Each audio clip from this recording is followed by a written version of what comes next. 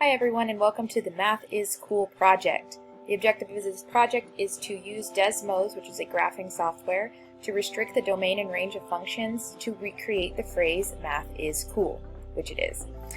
We are going to be giving you the equations that will make each part of each letter in math, is, and cool. So all you have to do is tell me the domain and range that you would use and then use it to restrict each of these lines and create the words math is cool on your screen. Now the steps to do this are as follows. You're going to go to desmos.com, which we have linked here. It's the graphing website. The first page that comes up has a red Start Graphing button. When you click Start Graphing, it will look something like this. You need to sign in with Google. It will use your Mesquite ISD Google account to get you logged in, and your name should then appear here in the corner. Not my name, your name. Next thing I need you to do is save your graph so that it will still be there whenever you come back. Do that by clicking the words Untitled Graph in the corner and typing math is cool along with your name. Don't type Miss Quigley, that's my name, type your name. Press save and now your graph is ready to be used. Now if you notice right now the save button is grayed out. Anytime you start to make changes on your graph, it will become green, and if you need to save it, you press the green button and it saves. It will not automatically save, so please make sure you periodically go back and save your work. Okay? So we're going to use the equations on the next few pages to fill in some information and apply a restriction to begin forming each letter. I'll do the first row for you so you can see how it works. Okay? We're going to do the first part of the words math. So we're going to type in this equation to Desmos, exactly how we see it. So it was x equals -6. We type that in and it's a straight up and down line. It looks like it's making this part of the M for math. So that's the line that we're going to create. Now, let's answer some questions about it. What will we have to restrict to be able to create that line? Well, if we're going to be selling a bottom and a top place, bottom to top, we're going to be restricting the range. So we would type the word range in there. If we were restricting left to right, we would be restricting the domain. The next question says, what type of slope is this? This is a review question. If you remember, you learned about the 4 types of slopes. You have a positive slope, a negative slope, which is downhill or decreasing. You have a zero slope, which is a flat line with no slope. And then you have what's called an undefined slope. If you were trying to walk up a positive slope, it would be hard to walk up positive. It would be easy to walk down a negative slope. There would be no slope at all for a zero slope, and you can't walk at all along an undefined slope. So any of our up and down lines are going to have what's called an undefined slope. Since x equals -6 is an up and down line, we would go back to our paper and say that this is an undefined slope. The next little box says, what is the y-intercept? Now, this is also a review.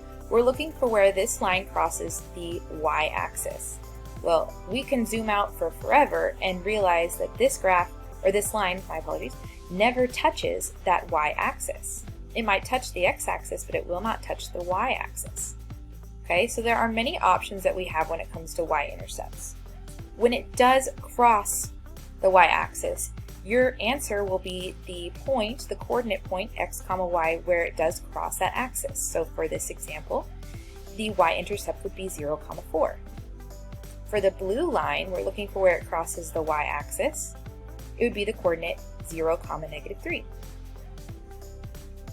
For the green example, this flat line with a slope of 0 crosses the y-axis at 0, 2. But anytime we have those straight up and down lines, it will never cross the y-axis, so we would go back to our paper and we would say that it does not have a y-intercept. Some of them will have coordinate answers where you would answer x, y, but for our particular example, we would say no. Now we get to the fun part, the restrictions. Now remember, we want to make that very beginning part of the M. If you look at this picture, it looks like this part of the M starts at the lowest number of 2 and a top number of 4. Those are going to be the endpoints in my restrictions, the smallest and largest y values that I want to use for this line to show up. To do this, you're going to make the brace, which is the squiggly line. It's shift bracket to create the squiggly line.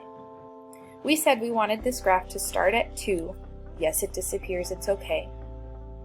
Less than or equal to y for the range, and look, it's cut that line off at 2. We're saying it can start at 2 and we want it to end at 4, so we're going to say less than or equal to 4. By giving it a lower and an upper boundary, a bottom and a top, our range is having that line only show up where it will eventually create the word math is cool. Now your job is to continue doing this and filling out this graph as you go. To do the restriction, you're going to enter an equation. You're going to tell me the exact same thing that you did on Desmos. 2 is less than or equal to y, which is less than or equal to 4. Close it up with another squiggly line, and you're done with the first row. This would be a perfect time to press save on your graph before starting the next equation. When you finish the project in its entirety and it's saved, we need you to take a screenshot. Now, each type of computer can do a screenshot differently. If you're on a Chromebook, to screenshot, you're going to press Control, and then the button at the top of the screen, it's a square with 2 lines, and it will screenshot your entire screen. Please make sure you can see the entire words. Don't have it look like that and take your screenshot. Don't have it look like that and take your screenshot. Make sure it is well placed so I can see all of your words before you take your screenshot.